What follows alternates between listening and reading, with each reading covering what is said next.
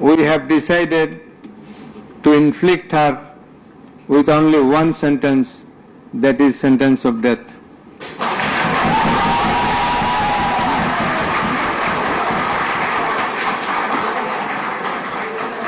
প্রাক্তন প্রধানমন্ত্রী শেখ হাসিনার মৃত্যুদণ্ডই দিল ইউনুসের ট্রাইব্যুনাল।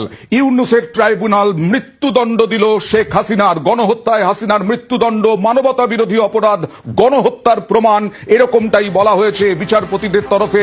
দুটি মামলায় শেখ হাসিনার মৃত্যুদণ্ড, একটি মামলায় যাবজ্জীবন মুজিব কন্যার রায় দিল বাংলাদেশের আন্তর্জাতিক অপরাধ ট্রাইব্যুনাল। আজকে দুপুর 12টার পর থেকে শুরু হয়েছিল এই রায় পড়া, রায় দেওয়া, এবং তারপরে দোষী সাব্যস্ত করা হলো শেখ হাসিনাকে। সেই অগস্টে ছেড়েছিলেন, দেশ ছাড়তে বাধ্য হয়েছিলেন, ইউনুস প্রধান উপদেষ্টা হয়েছিলেন, এবং এই হাসিনার মৃত্যুদণ্ড। কিন্তু হাসিনা তো রয়েছেন ভারতে রাজনৈতিক আশ্রয়ে। এইখান থেকে আমি দেবাশিস বাবু আপনার কাছে জানতে চাইব, ভারতের কি করার আছে? এবং শেখ হাসিনা তো বাংলাদেশের যে ট্রাইব্যুনাল সেখানে আবেদন করতে পারবেন না, সেটা ঘোষণা হয়ে গেছে। আন্তর্জাতিক ট্রাইব্যুনালে কি আবেদন করতে পারবেন?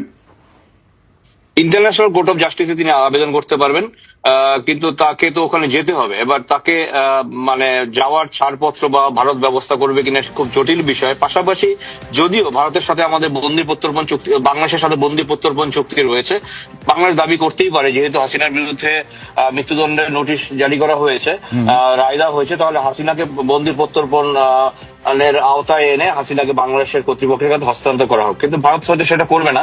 কিন্তু এটা কিন্তু অনেকটা সংকট বেড়ে গেল, অর্থাৎ ভারতের উপরও কিন্তু একটা আন্তর্জাতিক চাপ আসতে পারে, ইন্টারপোলের চাপ আসতে পারে।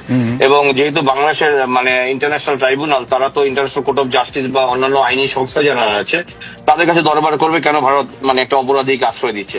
সুতরাং এটা কিন্তু ভারতের কাছে একটা বড় চ্যালেঞ্জ হয়ে রইল।